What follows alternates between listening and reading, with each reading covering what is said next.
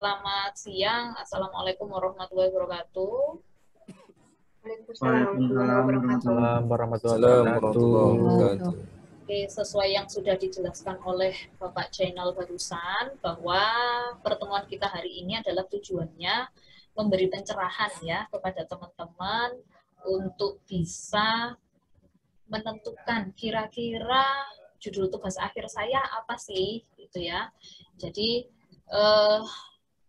di dalam konsentrasi sistem cerdas ini adalah salah satu konsentrasi yang paling kaya, ya, yang paling kaya di Asia dari beberapa konsentrasi yang lainnya. Kaya ini ya, kaya temanya banyak sekali dan lebih dekat dengan kita, lebih dekat dengan kehidupan kita saat ini, terutama setelah masa pandemi ini banyak sekali aplikasi-aplikasi cerdas yang bermunculan. Jadi menurut saya sudah bukan hal yang aneh lagi ya teman-teman mengenai sistem cerdas ini. Terus kemudian kaya juga kaya dosennya gitu ya. Jadi tadi yang dilihat dari kepakaran dosen tadi yang paling banyak juga di sistem cerdas. Jadi teman-teman di sini punya banyak peluang, punya banyak kebebasan untuk memilih kira-kira nanti dosen yang ingin saya jadikan sebagai dosen pembimbing saya siapa gitu. Jadi bisa melakukan konsultasi ke dosen tersebut. Meskipun dosen yang sudah teman-teman ajak berdiskusi tadi belum tentu akan menjadi dosen pembimbing teman-teman. Kenapa demikian? Karena tadi dibebaskan, teman-teman boleh menemui siapa saja, boleh berkonsultasi dengan siapa saja. Kita nggak tahu kalau tiba-tiba ternyata gitu ya, yang nemuin Bu Vivi ternyata ada 20 orang gitu ya. Yang nemuin Bu Lilis 1 orang gitu ya. Nah, sedangkan dari kinerja dosen, kita itu dosen dibatasin 1 orang dosen itu dalam 1 semester maksimal membimbing hanya 6-8 mahasiswa gitu ya. Jadi nanti oleh Kaprodi, oleh Prodi, oleh Bu Rizka dan Pak Jenal juga akan dilihat kembali gitu ya. Apakah memang dosen yang sudah teman-teman pilih tadi, apakah memang bisa menjadi dosen pembimbing teman-teman atau tidak. Tetapi di luar itu, sekarang kita fokus dulu pada penentuan tema. Jadi teman-teman jangan bingung judul saya apa, tetapi kita tentukan dulu tema yang akan teman-teman ambil apa, gitu ya. Nah, untuk di awal, kita akan mendengar dulu penjelasan secara umum tentang sistem cerdas itu seperti apa, gambarannya bagaimana, mencakup apa saja yang akan disampaikan oleh Bapak Ahmad Nur Qolis. Silakan Pak Qolis. Bismillahirrahmanirrahim. Assalamualaikum warahmatullahi wabarakatuh. Waalaikumsalam. Waalaikumsalam warahmatullahi wabarakatuh. Waalaikumsalam warahmatullahi wabarakatuh. Hari ini saya akan sampaikan ulasan sekilas ya tentang sistem cerdas.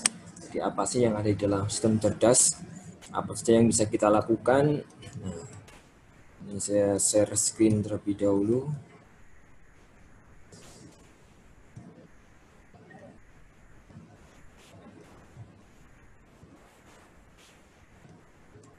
Sudah kelihatan Bu ya? Sudah Pak.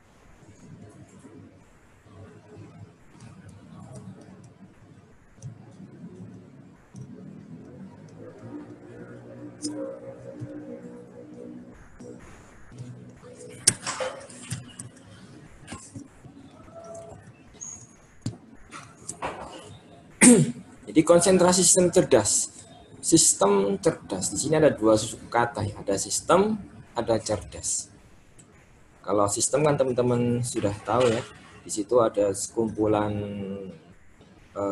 proses atau sekumpulan proses apapun itu atau tahapan ya yang digunakan untuk mengolah input menjadi sebuah output. Nah, cuman di sini ada cerdasnya. Nah, cerdas di sini kan hanya dimiliki oleh manusia gitu ya. Oleh karena itu sebagian besar sistem cerdas itu ya menduplikasi atau meniru apa-apa yang dilakukan oleh manusia. Kenapa sih kok manusia disebut sebagai makhluk yang cerdas? Karena manusia mampu untuk berpikir. Berarti kita mengembangkan sebuah sistem yang mampu untuk berpikir. Walaupun nanti bukan hanya berpikir, Jadi intinya kita akan membuat sebuah mesin atau bisa dikatakan sistem ya, yang mampu untuk berpikir seperti manusia. Itu tahapan yang paling rendah di dalam mengerjakan sebuah tugas akhir adalah kemampuan untuk berpikir. Berpikir berarti belum melakukan tindakan. Gitu ya. Berpikir berarti belum melakukan sebuah tindakan. Tindakan itu kan berarti ada sebuah action. Gitu ya. Nah, kalau masih think, hanya berpikir, berarti di situ hanya proses memahami ada sebuah input, kemudian kita memahami apa sih yang ada dalam input tersebut. Nah, inputnya nanti coba saya singkat, kira-kira macam-macam input yang ada di dalam sistem cerdas itu apa saja. Ini banyak sekali inputnya ya. Kemudian sistem cerdas juga mengarahkan kita untuk bukan hanya berpikir tapi beraksi seperti manusia, atau yang lebih mirip atau lebih gambarnya lebih gampang ya seperti robot gitu ya. Robot itu kan bukan hanya bisa berpikir, tapi dia juga bisa bergerak. Bergerak itu berarti sebuah action. Bergerak berarti memutuskan kapan dia misalkan berjalan aja ya, atau misalkan menggerakkan tangan gini. Kapan dia akan membuat kepalan atau kapan dia merentangkan jari-jarinya. Nah, itu sebuah action. Berarti hasil dari proses berpikir. Atau misalkan kapan dia bisa melihat di depan itu ada halang rintang, kapan dia harus lompat, kapan dia harus berhenti, kapan dia harus menyerang misalkan ya. Kapan dia harus menyapu misalkan, kalau misalkan. Jadi macam-macam. Action, artinya action. Oleh karena itu sebenarnya nanti di dalam sistem cerdas ini untuk mendapatkan sebuah kualitas tugas akhir yang baik gitu ya, tidak harus dikerjakan sendiri. Jadi ada tema-tema atau judul-judul yang bisa teman-teman kerjakan bersama-sama gitu ya. Ketika nanti di situ memang bobotnya cukup berat, nah nanti bisa dibagi-bagi. Bisa dibagi antara mahasiswa TI dengan mahasiswa TI sendiri, atau nanti bisa dikembangkan dengan yang lainnya juga, misalkan dengan teman-teman SK untuk membuat actionnya misalkan, untuk melakukan sebuah aktivitas, karena di situ berhubungan dengan elektronika. Selain itu, kalau think itu kan berpikir, think humanly itu berarti berpikir seperti manusia, berarti manusiawi. Berarti manusiawi itu artinya manusia memiliki sebuah perasaan. Beda dengan think rationally. Kalau rationally, think berpikir secara rasional, berarti dia mengikuti prosedur yang sudah memang harus sesuai dengan prosedur yang sudah ditetapkan atau yang dimasukkan, yang diprogramkan ke dalam mesin tersebut. Berarti di sini harus sesuai dengan itu, SOP-nya harus ngikutin itulah istilahnya, urutan tahapannya, atau misalkan mengikuti logika seperti yang ada di dalam yang sudah dimasukkan atau diprogram di dalam sistem tersebut. Think rationally. Jadi di sini tidak lagi menggunakan perasaan. Contohnya gimana? Misalkan kalau think humanly di sini contohnya ada misalkan mengatakan seseorang itu jelek atau cantik misalkan. Nah, di sini macam-macam kan ya. Di situ ada yang mengatakan si A walaupun objeknya sama belum tentu dia dikatakan jelek. Atau misalkan contohnya yang sederhana aja, hitam sama putih gitu ya. Nah, kalau think rationally ini saklek, artinya di situ sesuai dengan tahapnya. Kalau tahapannya itu memutuskan bahwa dia itu hitam ya hitam. Kalau dia tahapannya itu nanti akhirnya memutuskan dia itu putih ya putih. Beda dengan think humanly, artinya di situ ada perasaan yang digunakan. Jadi kalau think rationally di situ harus sesuai dengan logika yang dimasukkan. Logikanya nanti banyak ya. Di situ logika yang teman-teman bisa gunakan banyak sekali. Kalau think humanly di situ ya sedikit banyak mencoba menduplikasi, walaupun kalau kita menduplikasi perasaan manusia kan susah ya. Minimal di situ memiliki sedikit kemiripan dengan manusia, artinya tidak 0-1 on off saja gitu ya. Itu bedanya think humanly dan think rationally. Begitu juga dengan seperti halnya think humanly. Lanjutan dari think rationally juga ada act rationally. Jadi di sini ada bertingkah seperti hasil dari pemikiran rasionalnya di situ. Act rationally berarti di situ melakukan sebuah action atau tindakan. Jadi intinya dalam sistem cerdas adalah bagaimana kita membuat sebuah sistem yang bisa menghasilkan sebuah aktivitas atau tindakan yang melalui proses berpikir, sehingga nanti keputusan atau actionnya itu sesuai dengan ketika manusia melakukannya. Karena prinsip dari sistem cerdas di sini seperti apa yang dikerjakan oleh manusia. Jadi secara umum kalau kita lihat perkembangan teknologi di dunia di sini yang sekarang lagi banyak dikembangkan ya memang ya sistem cerdas di sini ya. Berbagai macam jenis peralatan atau apapun itu banyak yang menggunakan teknik sistem cerdas. Mulai dari smart home, rumah gitu ya. Di situ menggunakan sistem cerdas juga. Kemudian ada pertanian juga menggunakan sistem cerdas. Ada perikanan juga menggunakan situ. Jadi hampir semua bagian di sini menggunakan sistem cerdas. Artinya di sini sungguh sangat besar kemungkinan kita untuk mengembangkan, bukan hanya saat ini. Kemungkinan masih sangat jauh ke depan nanti perkembangan teknologi di sini akan terus meningkat pesat. Kalau dulu mungkin zaman saya mungkin sistem informasi, tapi kalau sekarang sudah tidak lagi lebih ke sistem cerdas. Di situ menduplikasi kinerja atau menduplikasi aktivitas yang dilakukan oleh manusia, sehingga memang nanti sebagian besar aktivitas atau pekerjaan-pekerjaan yang dilakukan manusia bisa saja nanti diambil alih oleh sistem atau mesin atau robot. Tapi ya tidak selamanya sistem atau mesin atau robot itu menggantikan manusia, karena sebaik-baik kita menurut manusia di sini memiliki kecerdasan yang memang tidak bisa diukur, karena manusia kalau mampu untuk meningkatkan potensinya ya sangat luar biasa. Nah, kalau mesin sistem hanya memiliki kelebihan-kelebihan yang tidak dimiliki oleh manusia. Misalkan kalau mesin di sini tidak kenal lelah, tidak kenal capek, dan bisa ready di kondisi apapun. Ini kelebihannya. Sehingga misalkan kita mau menganalisa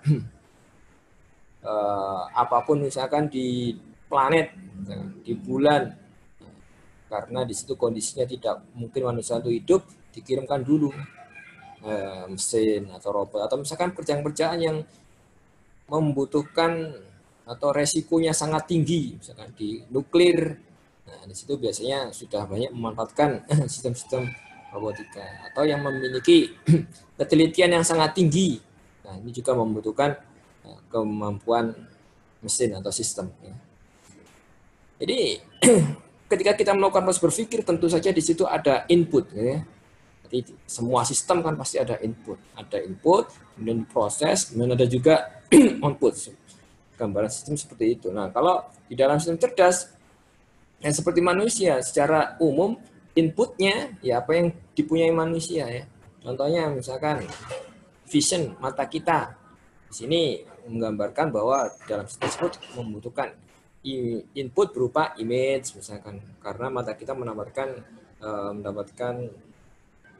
objek dalam bentuk sebuah ketika mata kita melihat, kita memiliki persepsi terhadap sebuah objek tertentu terkait dengan warna, bentuk, besar, kemudian jarak dan seterusnya. Bisa image, bisa manusia juga punya telinga yang fungsinya untuk mendengar. Nah, di situ berarti salah satu input yang bisa kita gunakan juga suara. Misalnya. Kalau image di sini nanti masuk ke dalam computer vision ya. Computer vision berarti di situ banyak sekali juga teknologi nanti yang dikembangkan menggunakan prinsip computer vision di situ.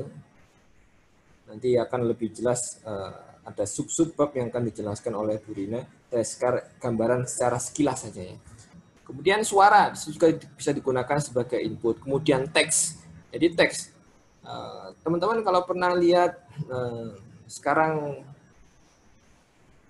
ada banyak robot atau mesin penjawab secara otomatis ketika kita berkonsultasi di dalam sebuah sistem, misalkan kita membeli sebuah hosting, kita mengalami kesulitan untuk bertanya. Di situ biasanya yang melayani pertama kali bukan manusia, tapi chatbot ya. Chatbot di situ akan menjawab pertanyaan, kemudian akan diberikan jawabannya itu sesuai dengan apa teks yang kita masukkan. Nah, kalau Google, nah di situ menggunakan suara.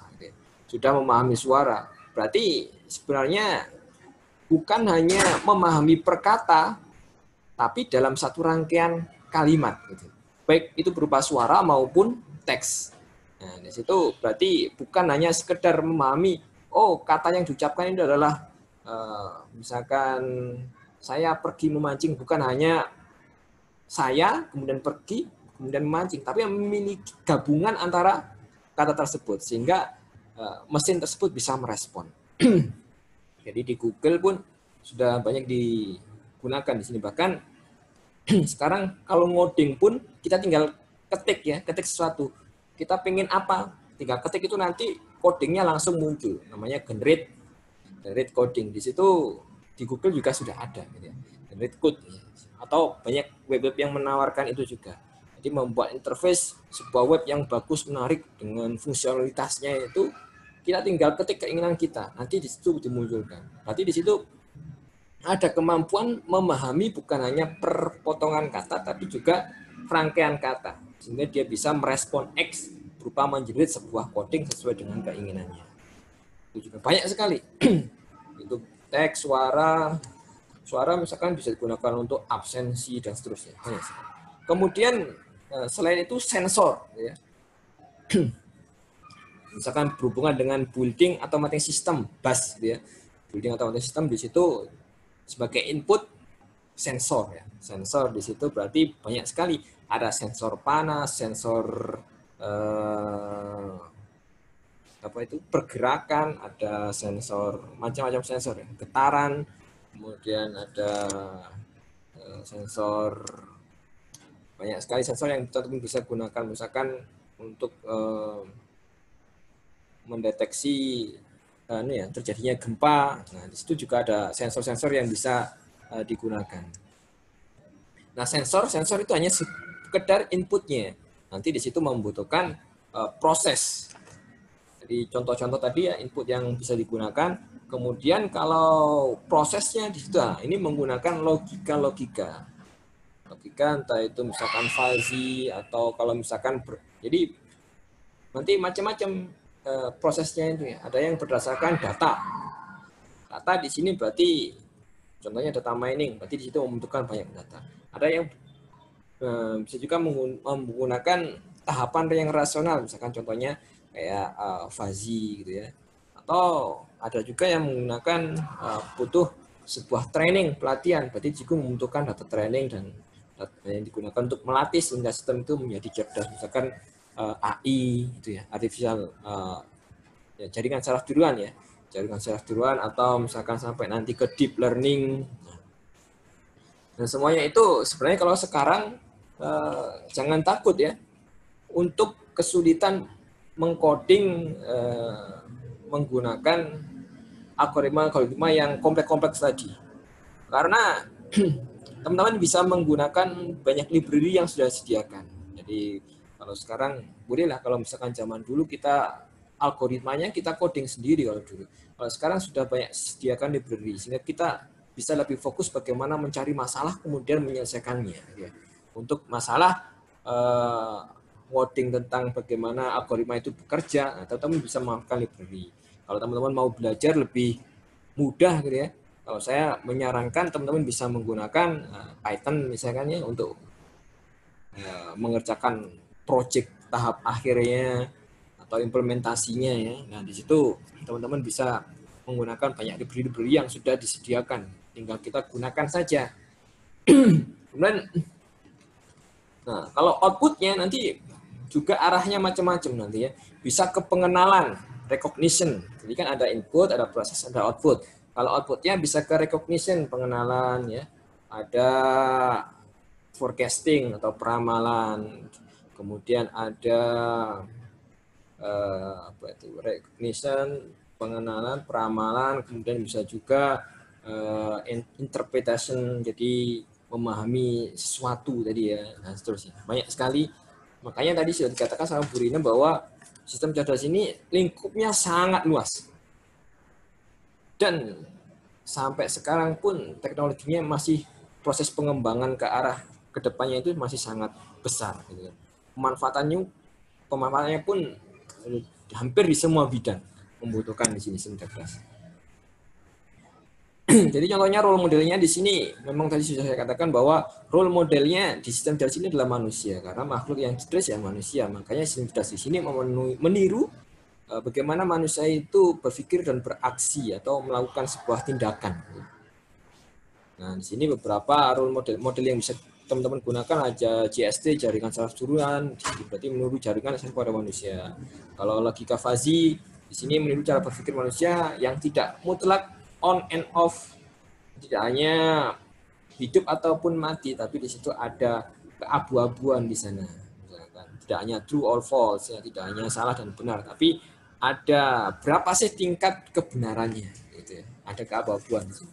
Kalau computer vision berarti membuat komputer bisa, sebenarnya bukan hanya bisa melihat, tapi di situ bagaimana membuat komputer bisa memahami apa yang dia lihat, gitu ya. Beda dengan bisa melihat. Kalau bisa melihat hanya menangkap sebuah image, tapi belum tentu paham. Tapi kalau memahami apa yang dia lihat, jadi berarti ada media input atau tool yang digunakan untuk menangkap objek atau gambar atau apapun yang ada di depannya, kemudian memahami apa sebenarnya image tersebut. Baru ketika setelah memahami, kita bisa melakukan respon. Tidak ada halangan rintang atau ada apa dan seterusnya.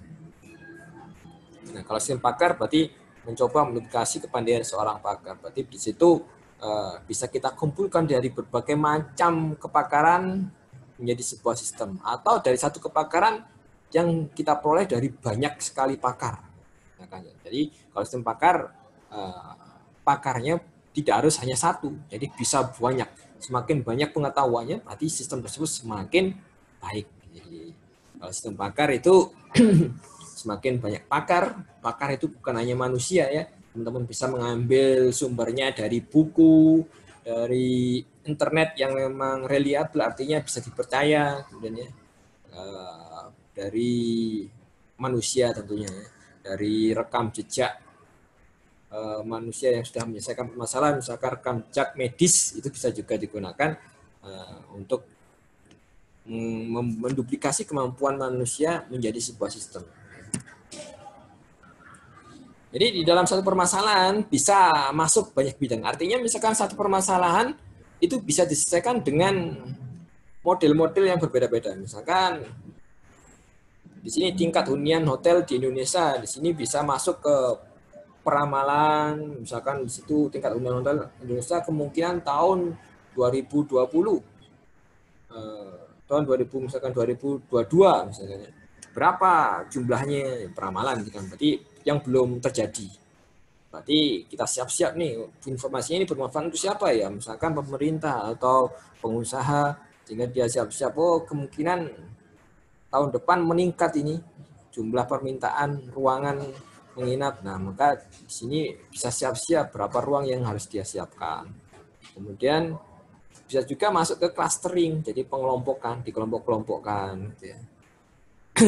Jadi data yang sama bisa jadi digunakan untuk beberapa macam penyelesaian. Gitu.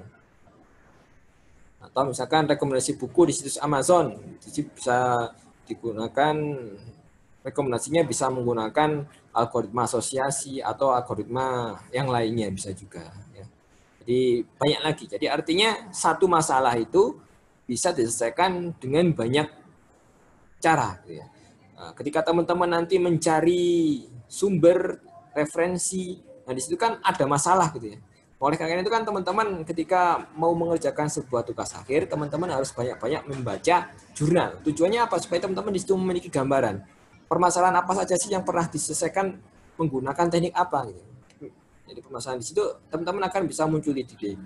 Bisa teman-teman misalkan permasalahannya sama, ya kan, jurnal membahas permasalahan apa gitu ya. Nanti di situ menggunakan algoritma X. Nah, teman-teman kemungkinan bisa memberikan solusi lain dengan menggunakan algoritma B, misalkan contohnya. Jadi banyak-banyak membaca jurnal sehingga teman-teman bisa memiliki ide, ya. Bukan hanya sekedar, misalkan teman-teman punya masalah A gitu ya, coba searching. Kira-kira yang sudah membahas permasalahan itu siapa saja? Nah, di situ. Kemudian teman-teman di situ bisa melihat algoritma yang digunakan apa saja. Atau misalkan permasalahannya itu sama, teman-teman pengen menggunakan algoritma yang sama. Nah, coba cari kasus yang berbeda, yang hampir sama. Entah itu lokasinya yang berbeda, atau mungkin ada sedikit variabel yang teman-teman tambahkan, itu juga boleh, jadi bisa. Ya. Itu contoh permasalahan. Jadi, satu permasalahan itu masih kemungkinan. Jadi, otomatis di bidang ini teman-teman tidak kehabisan judul gitu maksudnya. Masih banyak yang bisa dikerjakan. Banyak sekali ya. Nah, tema judul tugas akhir di sistem cerdas ini ada sistem PAKAS, SPK, sistem keputusan, sistem peramalan, sistem rekomendasi, sistem optimasi, otomasi juga, computer vision, pengenalan, data mining. Nah, ini nanti akan disampaikan lebih detail oleh Bu Rina. Monggo Bu Rina. Oke, terima kasih Pak Oles. Oke, jadi teman-teman sudah punya gambaran ya, sistem cerdas itu mencakup hal apa saja sih kalau dalam kehidupan kita saat ini itu.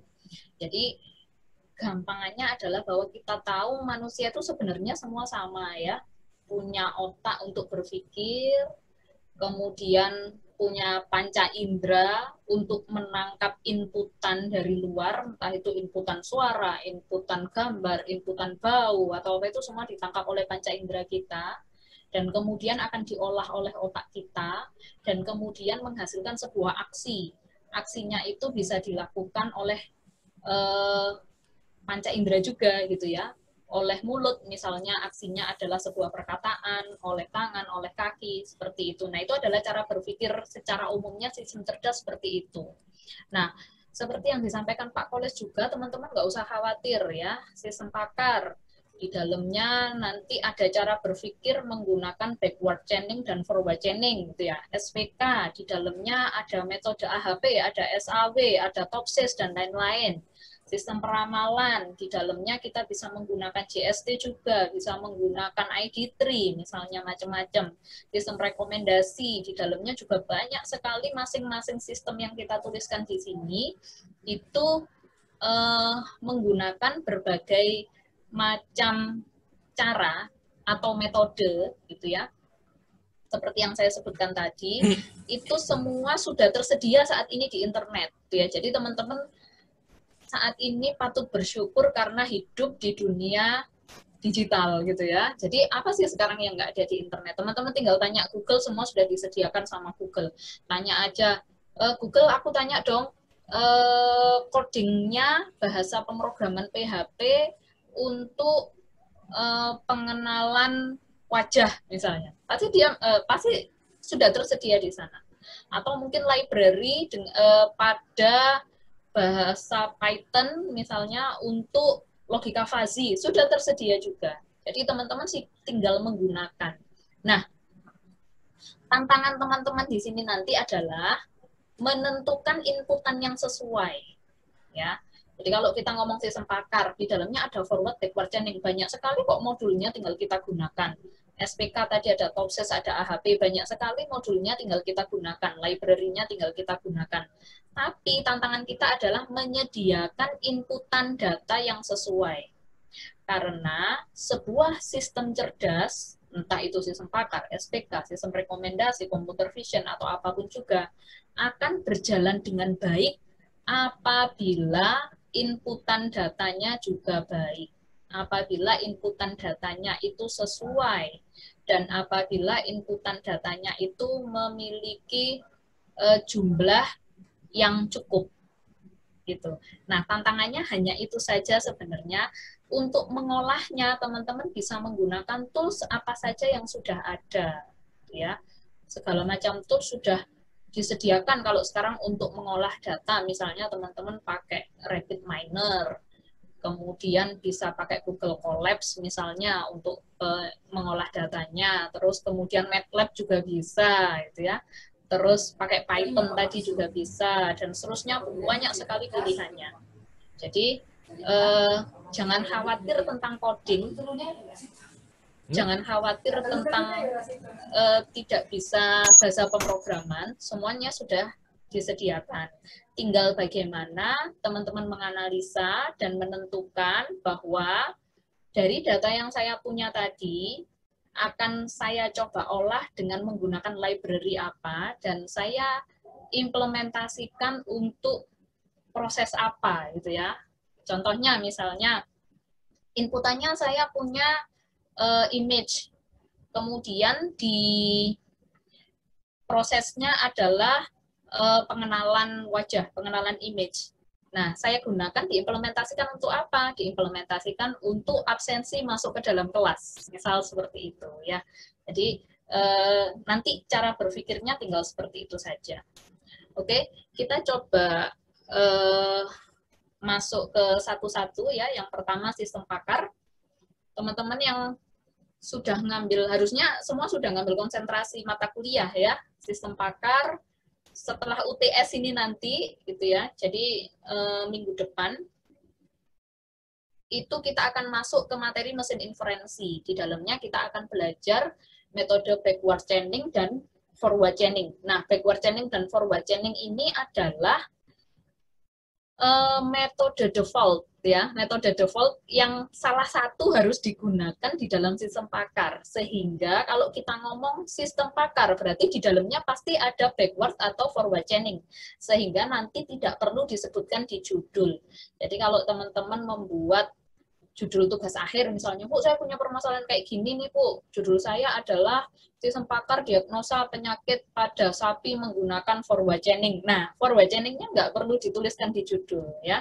Kenapa? Karena kalau kita ngomong sistem pakar, di dalamnya pasti sudah ada forward atau backward chaining. Seperti itu. Nah, untuk tema sistem pakar, nanti wajib menggunakan certainty factor. Certainty factor ini juga nanti akan kita pelajari setelah materi mesin inferensi. Ya. Certainty factor ini adalah faktor kepastian atau faktor ketidakpastian. Tadi disampaikan oleh Pak Polis bahwa kalau kita bikin sistem pakar, semakin banyak pakarnya semakin baik, gitu ya. Contoh misalnya saya sakit batuk sudah seminggu, saya datang ke 3 dokter. Dokter yang pertama bilang saya sakit TBC, dokter yang kedua saya bilang itu gejalanya mau sakit jantung misalnya. Dokter yang ketiga bilang bahwa itu hanya masuk angin biasa. Nah, masing-masing dokter bilang kayak gitu itu ada dasar ilmunya gitu ya. Nah, dasar ilmunya itulah yang bisa kita gali dari masing-masing dokter tersebut. Terus kemudian kita tanya juga ke dokternya, dok, seberapa yakin dokter kalau saya batuk seperti ini, saya itu sakit jantung? Nah, misalnya dokternya ngomong, ya saya itu sangat yakin. Nah, sangat yakin itu bisa diangkakan jadi berapa? 90%. Nah, itu adalah certainty factor. Nanti ada faktor kepastian di sana. Ya, jadi setiap pakar bisa memiliki nilai kepastian yang berbeda-beda. Tergantung dari pengalaman pakar tersebut dan tergantung dari background pendidikan pakar tersebut. Seperti itu. Kemudian selain dengan membangun KBS sendiri gitu ya, untuk inputan sistem pakarnya juga bisa menggunakan teknik case based reasoning. Ya, yaitu menggunakan berdasarkan kasus yang sudah ada. Jadi kita tidak perlu melakukan representasi pengetahuan dari pakar, gitu ya. Kita nggak perlu menggali pengetahuan pakar, terus kita ubah bentuknya menjadi sebuah rule, tetapi kita langsung menggunakan kasus yang sudah pernah ada. Contoh di sini data rekam medis. Oh, saya dapat data dari klinik rekam medis 10 tahun, gitu ya.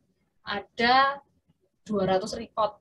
Nah, langsung 200 record itu bisa kita olah, bisa kita gunakan untuk konsultasi, seperti itu. Menggunakan teknik case-based reasoning. Terus ada rekam kerusakan kendaraan, misalnya rekam kerusakan elektronik dan sebagainya. Nah, ini bisa digunakan dengan syarat datanya terpenuhi. Karena kalau case-based reasoning itu memang ada persyaratan dari jumlah data. Jumlah data ini tidak selalu jumlah recordnya ya. Jadi gini, misalnya ada sebuah kasus itu dipengaruhi oleh 3 atribut gitu ya. Saya punya 1000 record, Bu, tapi 1000 record itu dalamnya cuma 2 atribut aja, yang satu atribut nggak terwakili di dalamnya gitu ya. Satu variabel nggak pernah muncul di dalam record tersebut, berarti data tersebut belum terpenuhi syaratnya gitu. Artinya bahwa data rekam yang kita miliki itu harus sudah mewakili, merepresentasikan semua kondisi yang ada. Intinya seperti itu ya. Kemudian kalau teman-teman ngambil judul sistem pakar, nanti wajib memberikan sumbernya. Seperti yang disampaikan Pak Koles, sumbernya nggak harus manusia ya. Sumbernya bisa jadi buku, bisa jadi e-book, bisa jadi web, bisa jadi YouTube, bisa jadi aplikasi, atau mungkin hal-hal lain yang penting semuanya bisa dipertanggungjawabkan gitu ya. Bahwa YouTube itu kan juga luas sekali. Nah, channel seperti apa kira-kira, video seperti apa yang bisa dipertanggungjawabkan kevalitannya, seperti itu. Kemudian topiknya teman-teman bisa mengulas misalnya kepakaran tentang konsultasi, tentang perencanaan, tentang monitoring, tentang diagnosa penyakit, misalnya diagnosa kerusakan, dan seterusnya. Ada banyak sekali tema yang bisa diangkat di dalam sistem pakar. Oke, yang selanjutnya adalah tentang sistem pendukung keputusan. Sistem pendukung keputusan juga semester ini ya, kayaknya ya, bareng sama sistem pakar ya. Ya, betul ya. Nah, di dalam sistem pendukung keputusan di sini, teman-teman dibebaskan untuk memilih metode di dalam FMADM. Sudah tahu kan ya, FMADM itu apa? Kan sudah kuliah sistem pakar ya. Nah, metodenya terserah, mau pakai AHP, mau TOPSIS, atau yang paling sederhana sekalipun WP misalnya, SAW, boleh gitu ya. Yang penting atributnya memenuhi. Jadi minimal ada 4 atribut. Ya, 4 atribut ini sangat sedikit sebenarnya ya. Jadi kalau SPK itu kan berarti membantu kita memilih, meranking dari beberapa opsi pilihan yang ada. Kita bisa bayangkan aja kalau kita seorang manusia, misalnya saya cewek ya, punya 2 pacar misalnya. Saya harus milih salah satu dari keduanya. Nah, ini kan mudah gitu ya. Saya cuma lihat pokoknya harus ganteng dan kaya. Nah, kalau atributnya cuma 2 kan mudah gitu. Tapi kalau sudah 3, wah agak pusing sih Bu. Tapi akhirnya bisa milih saya ganteng dan kaya. Ya wis pasti sing menang 1. Tapi kalau atributnya sudah 4, misalnya saya harus milih dari 4 orang, atributnya adalah ganteng, kaya, rajin, gitu ya, terus suka tersenyum, gitu ya. Jadi atributnya sudah 4. Nah itu kita sebagai manusia sudah cukup bingung. Waduh, saya harus mempertimbangkan 4 atribut untuk memilih satu pilihan, gitu. Maka karena manusia sudah mulai bingung, bisa dibuat sebuah sistem pendukung keputusan. Tapi kalau cuma 2 aja atributnya, ya nggak bisa jadi SPK gitu. Kenapa? Karena kalau di dalam sebuah pemrograman, kalau atributnya cuma 2 ya, cuman if bla bla bla, else bla bla bla, udah jadi tanpa harus pakai TOPSIS, tanpa pakai AHP gitu ya. 3 atribut juga sama sebenarnya, tinggal if else gitu aja ya. Jadi tanpa harus ada metode apa-apa gitu. 4 sebenarnya juga masih terwakili gitu ya. If else gitu ya. Tapi kita sudah memberi keringanan pada teman-teman bahwa atributnya 4 aja udah boleh gitu ya. Tapi dari 4 atribut itu minimal ada 1 atribut cost. Jadi nggak boleh benefit semua ya. Selama ini banyak sekali mahasiswa yang ngajukan judul SPK, atribut saya 5 Bu, tapi benefit semua gitu ya. Nah, itu nggak boleh. Jadi minimal harus ada 1 atribut yang cost, atribut biaya. ya. Kemudian data kandidatnya, jadi data yang mau dipilih minimal adalah 20. Jadi contoh semester kemarin ada kasus, Bu, saya mau membuat SPK pemilihan guru terbaik, gitu ya. Di SD saya dulu, Bu, di SD-nya itu ada berapa guru, Mas? Begitu saya tanya, dia jawab gurunya hanya 6, gitu ya. Nah, kalau dengan 6 guru, terus saya mau milih yang terbaik dari 6 guru itu, saya harus nunggu 1 semester. Saya buatkan sistem dulu, Pak. Saya buatkan SPK yang lama gitu ya, dengan metode yang jelimet. Ternyata yang dipilih cuma 5-6 orang guru, ya itu tidak efisien juga gitu ya. Jadi di sini kita kasih persyaratan, atributnya minimal 4, kandidatnya minimal 20. Seperti itu ya. Ini untuk SPK. Oke, setelah sistem pakar dan SPK, selanjutnya adalah sistem peramalan. Sistem peramalan itu kan ada 2 macam ya, ada peramalan kuantitatif dan ada peramalan kualitatif. Nah, teman-teman yang diperbolehkan adalah peramalan kuantitatif. Ya. Jadi berdasarkan angka. Ini akan jauh lebih mudah buat teman-teman juga gitu ya. Kalau peramalan kualitatif itu seringkali tidak bisa dipertanggungjawabkan dengan baik karena kita juga tidak tahu apakah datanya itu benar atau tidak gitu ya, karena kualitatif itu tadi ya menurut saya benar, Bu, tapi menurut orang lain nggak benar. Nah, seperti itu. Jadi kita batasi hanya yang kuantitatif aja. Peramalannya bisa time series, bisa peramalan kausal juga. Ya, kalau yang time series berarti datanya harus urut waktu, ya urut waktu, misalnya tahun 2000, 2001, 2002, atau mungkin hari Senin, Selasa, Rabu, Kamis, atau bulan Januari, Februari, Maret, April gitu ya. Kalau yang time series itu urut waktu datanya.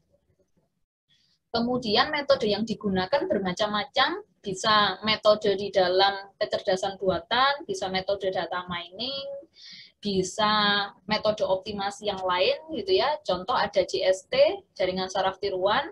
Di dalam data mining, peramalan kita bisa menggunakan data mining klasifikasi, bisa menggunakan data mining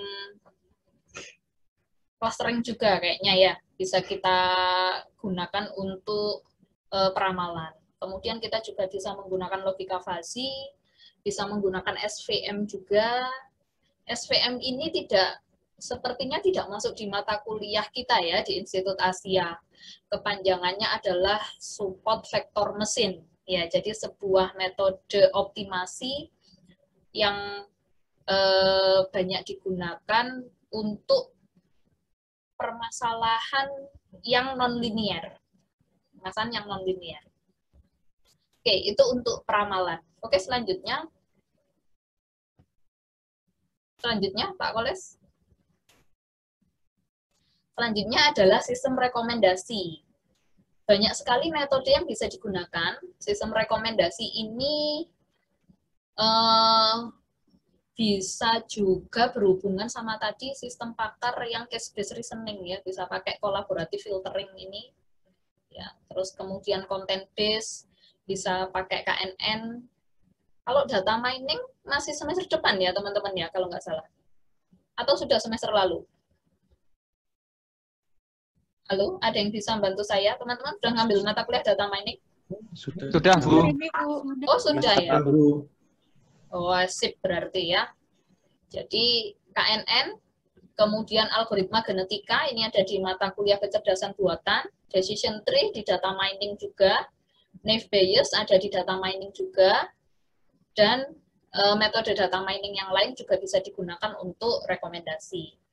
Temanya banyak sekali, di sini contoh rekomendasi tempat wisata, misalnya gitu ya, inputannya adalah jumlah orang yang mau berangkat, kemudian kendaraan yang mau digunakan, jumlah biaya yang disediakan untuk berwisata, jumlah hari yang akan digunakan untuk berwisata, kemudian diolah, direkomendasikan tempat wisata apa yang baik. Contoh seperti itu. Rekomendasi pembelian produk.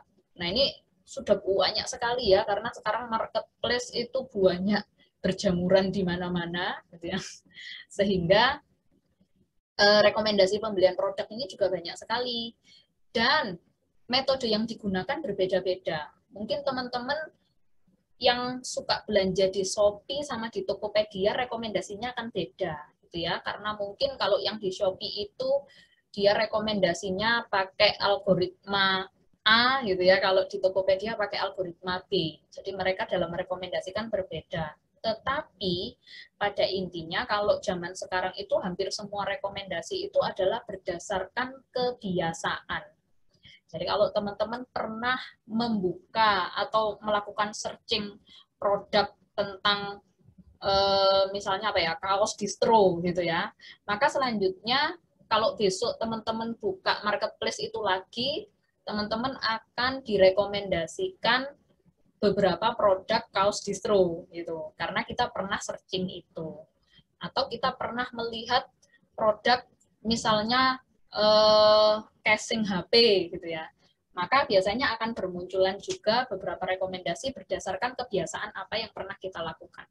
Semakin sering kita searching keyword yang sama, semakin banyak juga rekomendasi produk tersebut muncul di beranda kita. Biasanya seperti itu ya.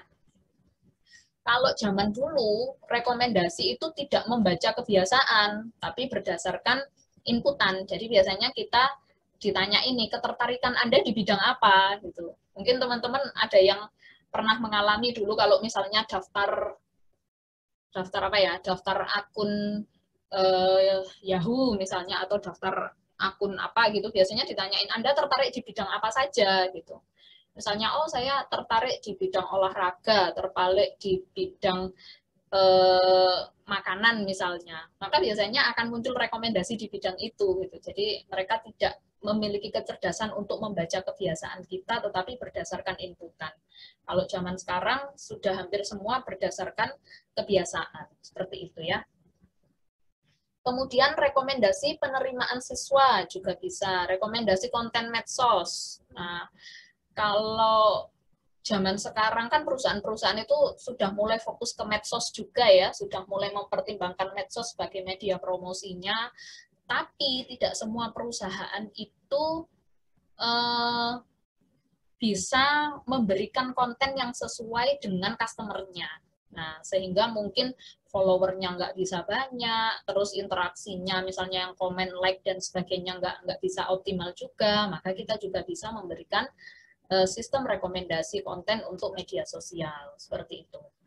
Kemudian rekomendasi kuliner juga boleh, gitu ya. Jadi misalnya pada waktu, nah ini contoh rekomendasi berdasarkan lokasi di aplikasi Gojek.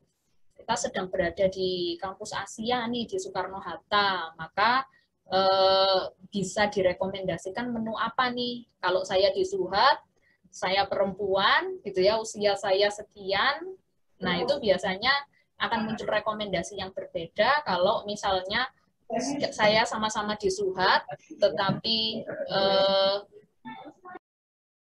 laki-laki gitu ya, dan usianya lebih tua atau lebih muda. Nah, mungkin rekomendasinya akan berbeda.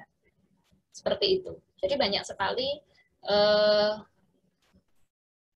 objek yang bisa kita angkat di dalam sistem rekomendasi ini.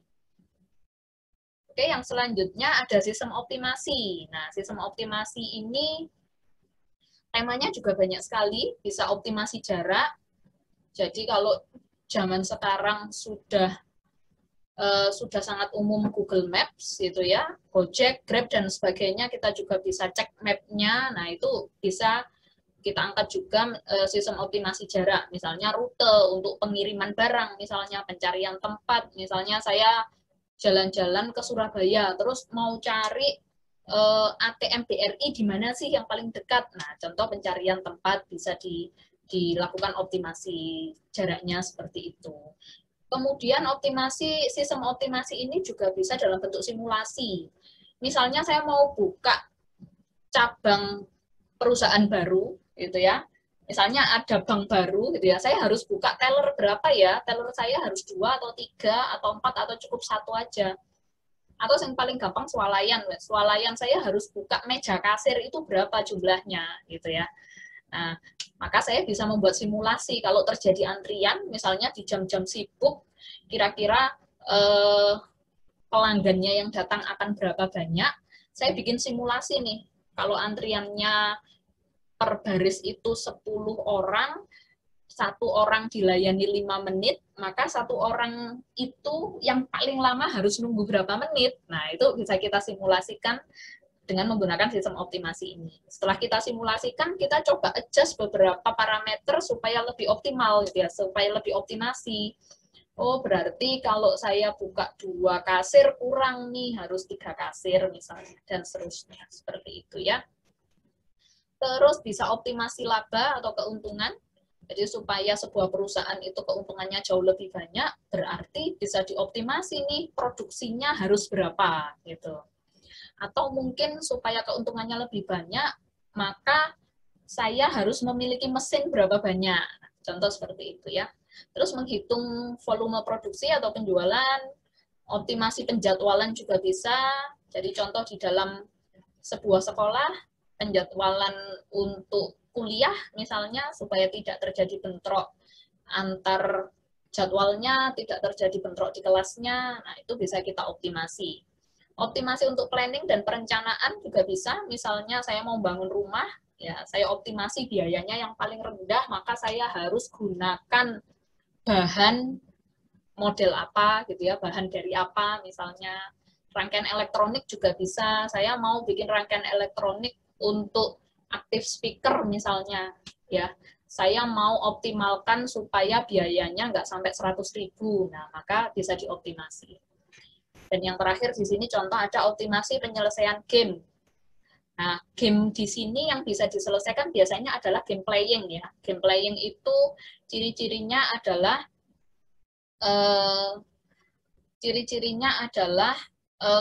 kita bisa bermain melawan komputer, gampangannya gitu. Dan biasanya tidak menggunakan dadu. Itu biasanya yang bisa kita optimasi dengan menggunakan game playing. Metodenya banyak sekali. Ada algoritma genetika, ini metode optimasi, SVM tadi juga hampir sama kayak genetika, bisa masuk juga di sini sebenarnya. Ada fuzzy, ada JST, ada linear programming, ini biasanya optimasi yang digunakan untuk produksi dengan menggunakan metode simplex. Mungkin teman-teman sudah belajar di mata kuliah riset operasi, ya. Kemudian ada algoritma Dijkstra, N-colony, ini biasanya untuk rute, untuk optimasi jarak. Kemudian min-max ini biasanya untuk game playing. Jadi masing-masing metode itu biasanya juga dikhususkan untuk tema tertentu ya. Contoh min-max ini memang untuk tema game seperti itu. Dijkstra sama N-colony memang biasanya untuk tema rute seperti itu.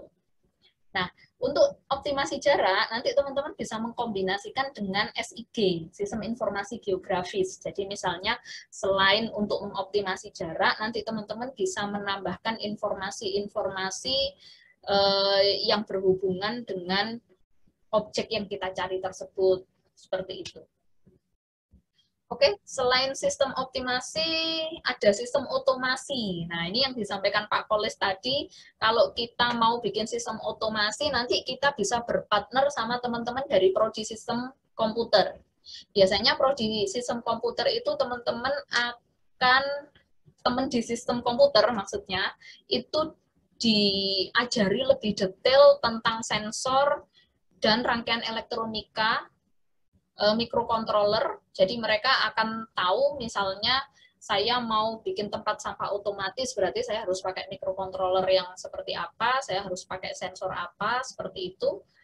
Terus kemudian teman-teman yang di TI, yang di sini, teman-teman yang mengerjakan cara berpikir dari sistemnya, gitu ya, cara berpikir dari sistemnya. Jadi misalnya kalau menerima inputan, ada orang cewek datang mendekati tempat sampahnya ngomong apa, misalnya selamat pagi Nona, misalnya gitu. Kalau cowok yang mendekati akan ngomong beda, gitu. Halo sobat, misal seperti itu ya. Jadi bisa berkolaborasi dengan teman-teman di jurusan sistem komputer. Nah, di sini contoh-contoh judulnya ada otomasi seleksi buah apel berdasarkan tingkat kematangan. Nah, jadi yang paling gampang biasanya kalau buah yang lebih matang itu warnanya beda, bisa dicek berdasarkan warnanya, gitu ya. Jadi sensor warna. Kemudian building automation system di rumah sakit XYZ, misal seperti itu. Kemudian timer cerdas untuk traffic light berdasarkan kepadatan jumlah pengendara menggunakan image processing. Jadi kalau misalnya di lampu merah gitu ya, di lampu merah yang biasanya di settingnya itu konstan, setiap lampu merah 60 detik gitu ya.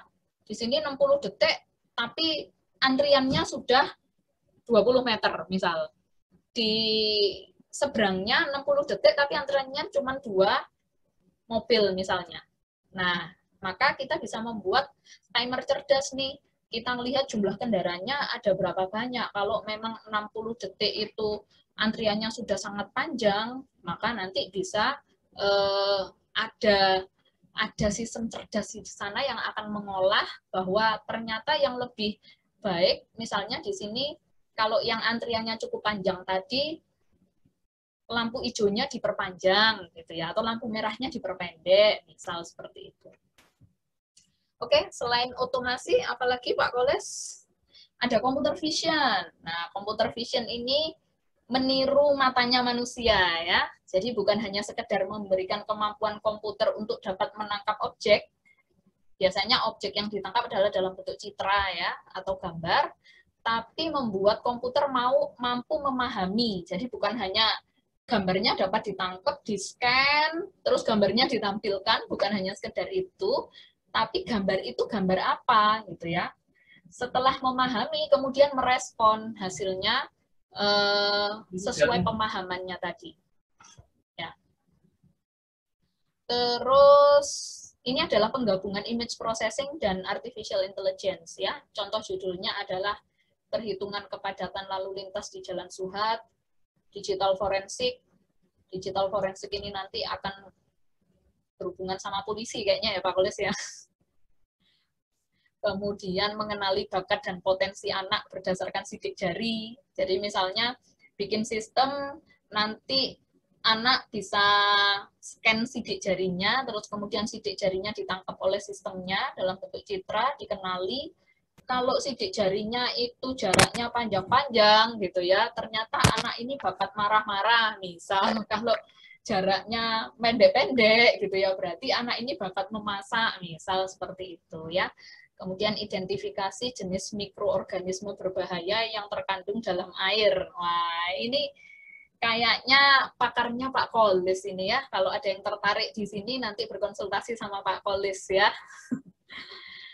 Oke, computer vision ini kayaknya penelitian untuk studinya Pak Kolis banyak di computer vision ya Pak Kolis ya. Jadi nanti teman-teman yang tertarik di sini bisa ke Pak Kolis. Silakan yang selanjutnya Pak Kolis, ada sistem pengenalan atau recognition.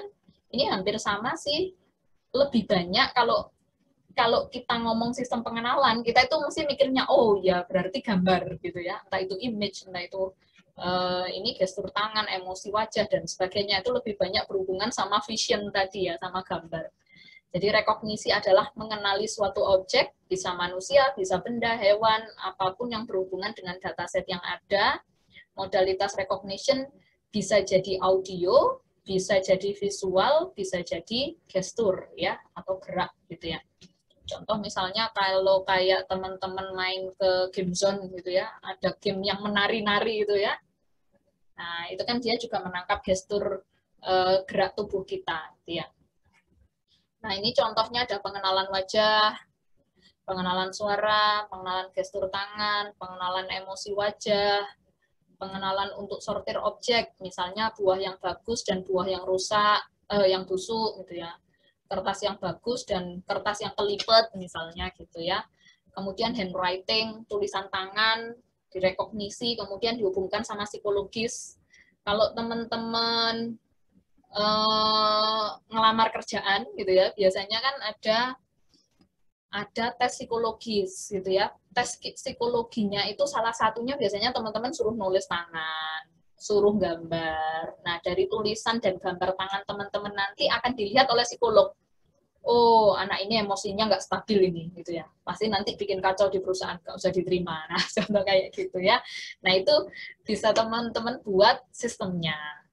Kemudian ada optical character recognition juga bisa seperti itu ya. Kemudian data mining. Nah data mining ini bidangnya ada banyak sekali ya, bisa estimasi, bisa prediksi, peramalan. Jadi sebenarnya kalau teman-teman lihat dari tadi, tema yang ada, misalnya data mining, terus kemudian tadi ada sistem otomasi, peramalan, computer vision, itu hampir semua punya irisan gitu ya. Semua punya irisan. Jadi kalau teman-teman ngambil satu tema, bisa jadi dia nyerempet ke data mining juga ke peramalan kayak gitu. Jadi ada irisannya. Nah, contoh ini klasifikasi, clustering sama asosiasi, ini adalah contoh-contoh metode yang ada di dalamnya itu ya. Jadi kalau kita mengangkat tentang asosiasi, kita bisa menggunakan metode FP Growth, algoritma a priori, coefficient of correlation, chi-square dan sebagainya ya. Kalau untuk klasifikasi yang paling banyak digunakan biasanya teman-teman pakai klasifikasi ya. Klasifikasi ini bisa digunakan untuk peramalan, bisa digunakan untuk rekomendasi, bisa digunakan untuk macam-macam seperti yang sudah dijelaskan di depan tadi. Metodenya bisa Naive-Bayes, bisa KNN, bisa C45, ID3, dan seterusnya. Beberapa metode ini dasarnya harusnya sudah teman-teman terima di dalam mata kuliah data mining. Nah, nanti teman-teman tinggal mencari referensi dan dibaca sendiri. Contoh misalnya, yang teman-teman pelajari di mata kuliah data mining kemarin adalah ID3 gitu ya. ID3 ditambahkan proses pruning, dia akan jadi algoritma C45. Contoh kayak gitu. Jadi masing-masing algoritma di dalam satu kelompok ini biasanya itu dasarnya adalah dasar algoritmanya sama. Gitu. Jadi kalau teman-teman sudah pernah belajar salah satunya, yang lainnya tinggal baca referensi, nanti insya Allah pasti akan bisa gitu ya, karena dasarnya kemarin sudah tahu gitu ya. Sama juga di asosiasi misalnya, kemarin yang teman-teman pelajari adalah algoritma a priori harusnya di mata kuliah data mining. Nah, teman-teman bisa baca nih algoritma tentang FP Growth. Nah, itu kurang lebih konsepnya hampir sama, tinggal ditambahkan beberapa hal proses, biasanya seperti itu. Oke, sudah Pak Koles, masih ada lagi? Nah, ini sumber dataset ya. Jadi tadi saya sampaikan bahwa tantangan teman-teman sekarang adalah bukan untuk coding bahasa pemrogramannya, untuk coding algoritmanya bagaimana, tetapi tantangannya adalah untuk mencari dataset. Jadi setelah teman-teman menentukan temanya, terus kemudian teman-teman sudah yakin objeknya adalah, misalnya adalah jumlah penduduk gitu ya, objeknya adalah tentang kependudukan, maka selanjutnya kita harus mencari dataset. Nah, dataset ini sumbernya bisa macam-macam. Teman-teman tidak harus menggunakan cara konvensional. Cara konvensional itu apa? Biasanya teman-teman itu datang ke kampus, minta surat pengantar ke perusahaan X, mau minta data, terus suratnya dibawa pergi ke perusahaan X, Pak, Bu, saya minta data dong, gitu. Di perusahaan X-nya ditanya data apa yang diminta, gitu, kadang nggak tahu, gitu ya. Ya pokoknya data, tapi ternyata dikasih data yang nggak sesuai. Nah, tidak harus cara konvensional seperti itu, teman-teman nggak harus datang langsung ke perusahaannya untuk meminta data, tetapi proses itu juga bisa dilakukan secara online ya, tidak harus datang ke sana. Kalau zaman sekarang teman-teman bisa apply lewat email, contohnya bisa melakukan pengajuan lewat beberapa media yang ada, terus kemudian teman-teman juga bisa mengajukan proposal seperti itu. Selain itu, teman-teman tidak harus meminta ya, tidak harus meminta data, tapi teman-teman bisa mencari. Karena sekarang sebenarnya kan sudah banyak sekali sumber yang ada di internet gitu ya. Bisa mencari contoh ini ada di Badan Pusat Statistik baik daerah maupun di pusat. Nah, di pusat atau di daerah. Nah, ini data-data statistik ini tidak harus kita minta ke kantornya, karena banyak sekali data statistik ini yang sudah disediakan di internet. Tinggal teman-teman harus paham, gitu ya, bahwa saya butuhnya data apa. Butuhnya data apa, bentuknya seperti apa, sebanyak apa. Nah, teman-teman harus paham itu dulu, baru kemudian tinggal ngambilin aja di internet gitu ya, tinggal disedot aja yang kita butuhkan seperti apa. Nah, contoh ini ada juga UC Machine Learning Repository. Nah, ini juga sudah tersedia di internet. Nggak perlu teman-teman bikin surat pengajuan, datang ke sana, dipendeli, dimarahi gitu ya. Nggak perlu kayak gitu. Kalau 3-4 tahun lalu mungkin ada kakak tingkat kalian yang mengajukan data ke 5 perusahaan ditolak gitu ya. Tapi kalau zaman sekarang kayaknya semua sudah tersedia banyak di internet, jadi teman-teman bisa saja meminta izin kepada perusahaannya, tetapi datanya ngambil sendiri dari internet. Bisa jadi seperti itu. Oke, selanjutnya Pak Koles, setelah sumber dataset adalah tools atau alat pengolahan pemrograman yang bisa teman-teman gunakan. Jadi sekali lagi teman-teman tidak harus coding dari nol, ya. Teman-teman bisa menggunakan tools aplikasi yang sudah ada. Tidak perlu coding dari nol untuk algoritmanya, gitu ya. Tapi untuk interface-nya diharapkan teman-teman membuat sendiri. Contoh, kalau kita berhubungan sama data, misalnya data mining tadi ya, kita bisa menggunakan RabbitMiner. Terus ada Kanime, ini untuk gambar. Kemudian untuk pemrograman bisa Python, bisa bahasa R. Ini khusus untuk pemrograman kecerdasan buatan. Loh Bu, di Asia nggak diajarin loh itu, gitu ya. Nah, karena memang untuk pemrograman di Asia itu yang kita ajarkan adalah konsep dasarnya. Kenapa kok nggak kita ajarkan bahasa zaman sekarang itu semua sudah ganti Python loh Bu.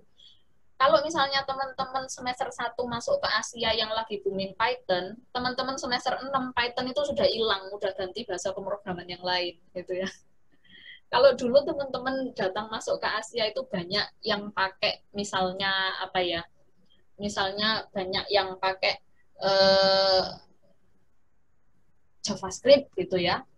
4 tahun lagi teman-teman pas lulus JavaScript itu udah nggak laku gitu. Nah, contoh kayak gitu. Itulah pertimbangannya kenapa hampir di semua sekolah, di semua kampus, teman-teman itu nggak akan selalu diajarkan pemrograman yang sedang in saat ini, tetapi lebih fokus pada dasar pemrogramannya, karena hampir semua bahasa pemrograman yang ada itu dasarnya adalah bahasa C, bahasa Java, ya, bahasa C dikembangkan ke bahasa Java.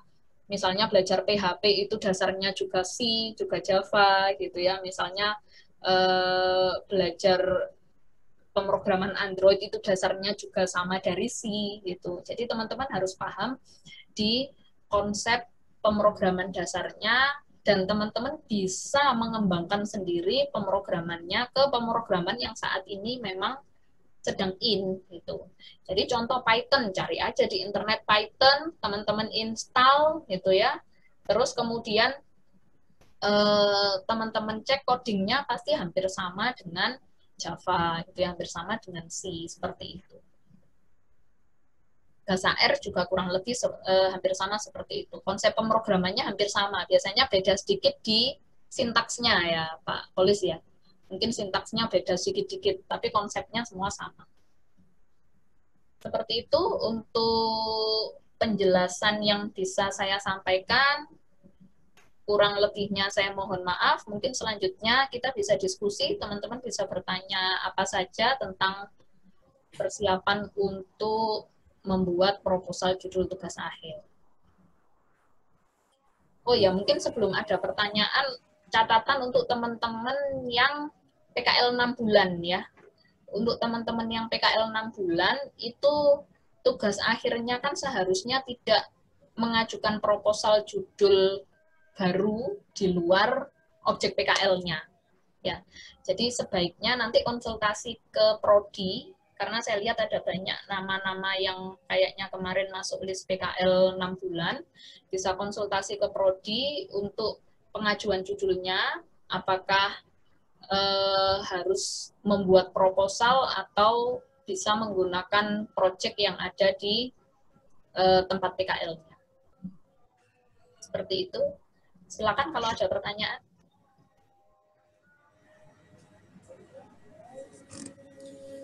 Jadi nambahkan sedikit, jadi intinya teman-teman tidak perlu takut terkait dengan coding yang ribet. Sebenarnya kalau kita mengerjakan sistem cerdas dibandingkan dengan sistem informasi, pengerjaannya itu secara projectnya itu lebih simple dibandingkan sistem informasi ya. Kalau sistem informasi kita harus banyak sekali membuat coding, walaupun di situ memang pengulangan, cuman di situ sebenarnya reportnya juga cukup banyak harusnya sistem informasi itu detail.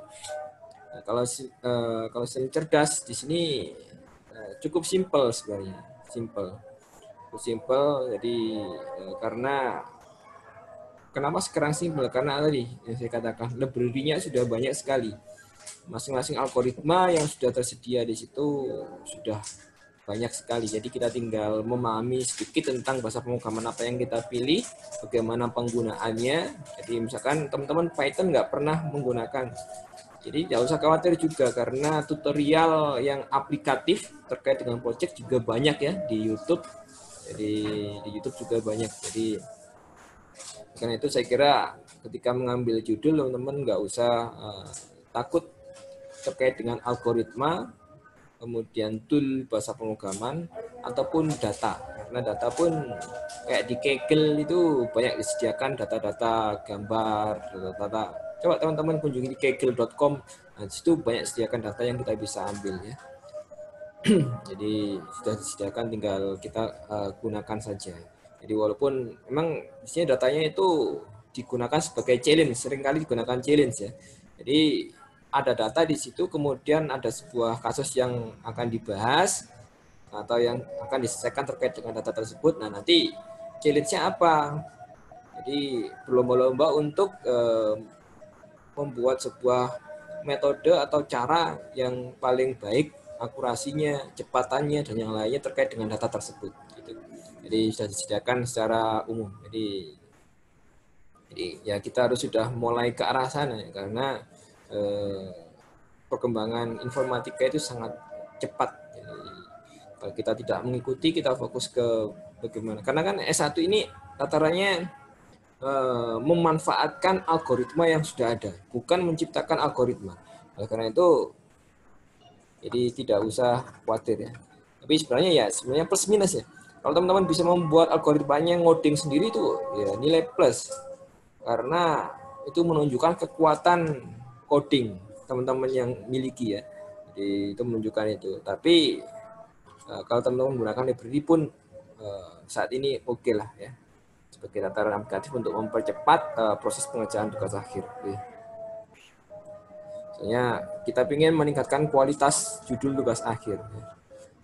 Jadi kalau ada yang mau ditanyakan silakan.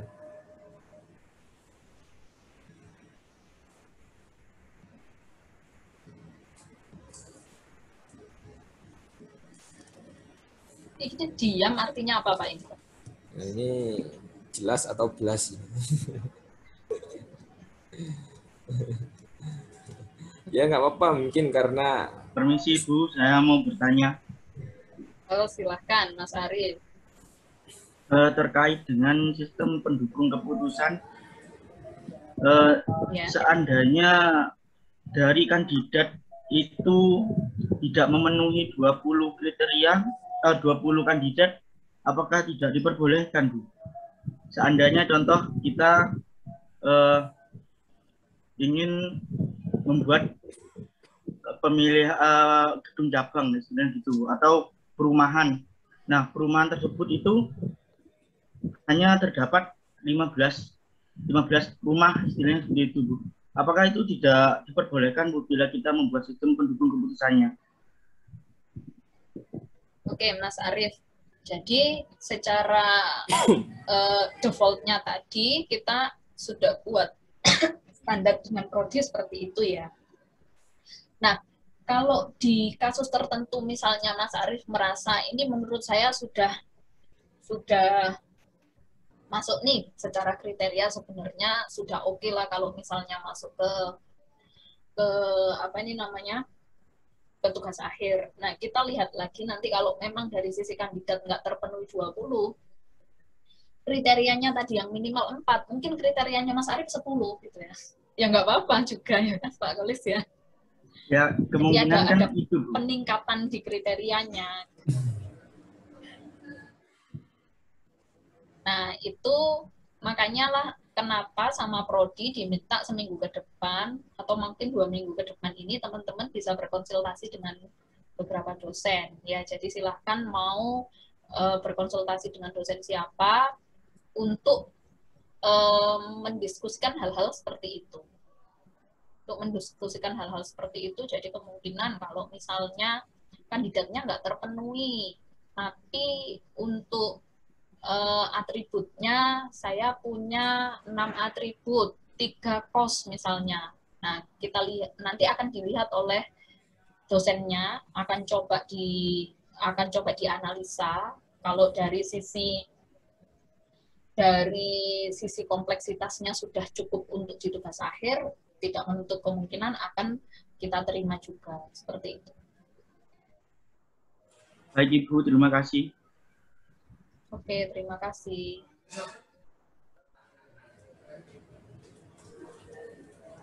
Oke, silakan yang lain. Jadi sekali lagi teman-teman S1 itu tidak dididik sebagai programmer ya.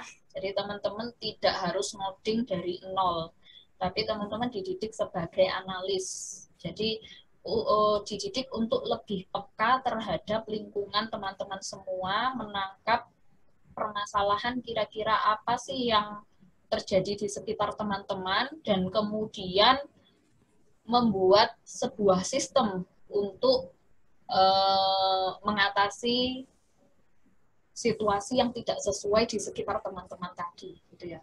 Nah, sebuah sistem itu tidak harus sesuatu yang baru ya. Kalau kita zaman sekarang bikin inovasi yang benar-benar baru kan juga susah, gitu ya.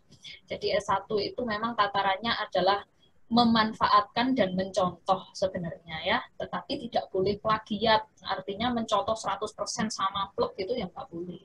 Gitu. Jadi jangan takut untuk mencontoh, karena pada dasarnya manusia itu diciptakan untuk meniru, tetapi kita harus meniru yang yang cantik gitu ya, meniru yang cerdas. Gitu. Bukan hanya contoh, tapi sedikit dimodifikasi atau dirubah objek atau ditambah variabel, berbeda variabel, itu sudah bisa memenuhi gitu ya. Ya, betul. Dan teman-teman bisa menentukan itu kalau teman-teman rajin untuk membaca gitu ya. Kalau di semester-semester kayak gini ya mungkin membaca jurnal-jurnal ya, jurnal di online kan banyak sekali. Ya, sudah waktunya mulai download jurnal ya. Jadi banyak-banyak membaca jurnal itu biar ada ide. Ya, mungkin nanti minta juga Rizka tadi mana udah hilang. Minta juga dari Prodi beberapa referensi link-link untuk jurnal, nanti seperti itu mungkin bisa dibantu untuk disediakan supaya teman-teman lebih banyak belajar. Mas Johan yang dari tadi keren, aku seneng, on video terus ini. Jadi kelihatan kalau nggak ngantuk ya. Gimana Mas Johan? Sudah ada ide? Sudah ada gambaran nih, temanya mau apa ini? Sudah, Bu. Sudah? Alhamdulillah, sudah. Sudah, rencananya mau ngambil tema apa? Ke SPK sih, Bu. Mau ngambil SPK? Ya. Iya, SPK. Nanti perlu diperhatikan beberapa hal tadi ya. Iya. Biasanya itu sulitnya itu adalah teman-teman mencari atribut yang cost tadi. Di hampir semua atribut benefit semua biasanya. Ya, jadi nanti bisa diskusi dengan beberapa dosen untuk menentukan mana sih yang kira-kira bisa dikoskan gitu ya, atau bisa ditambahkan atribut apa yang cost, contoh seperti itu. Iya.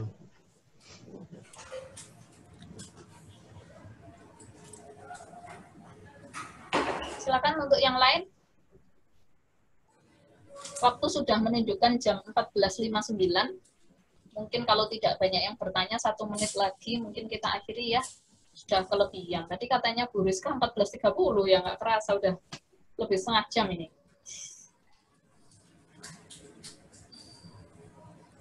Silakan, 1 menit.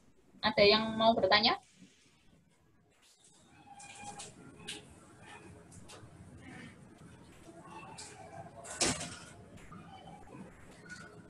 Mungkin Bapak Ibu dosen yang lain mau menambahkan sesuatu? Pak Bambang mau menambahkan, Pak Bambang? Pak Bambang? Pak Hadi, Bu Lilis, Pak Lukman? Bu Vivi?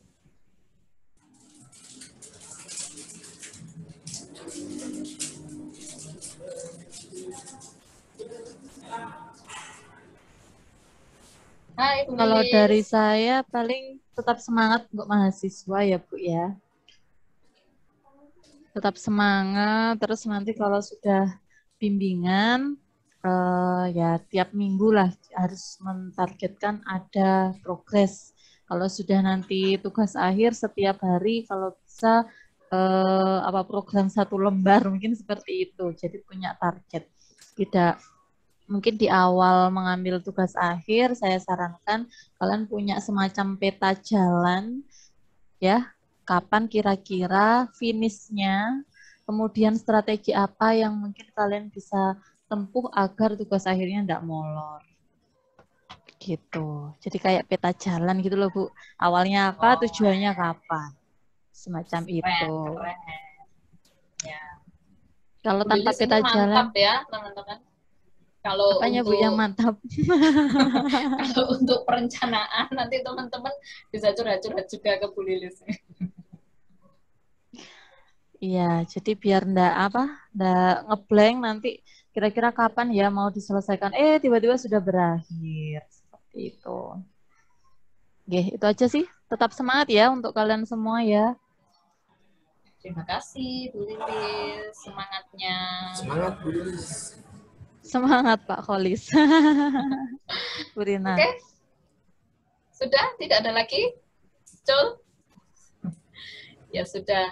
Ya semoga apa yang sudah kita sampaikan tadi bermanfaat, bisa memberi pencerahan kepada teman-teman semua, bisa memberi gambaran untuk setengah semester ke depan ini ya, untuk menulis apa sih di proposal tugas akhir, ya. Jadi minggu depan kayaknya masih ada pertemuan lagi dari Prodi. Setelah itu teman-teman akan kembali kuliah dengan Bu Lila untuk menulis proposalnya.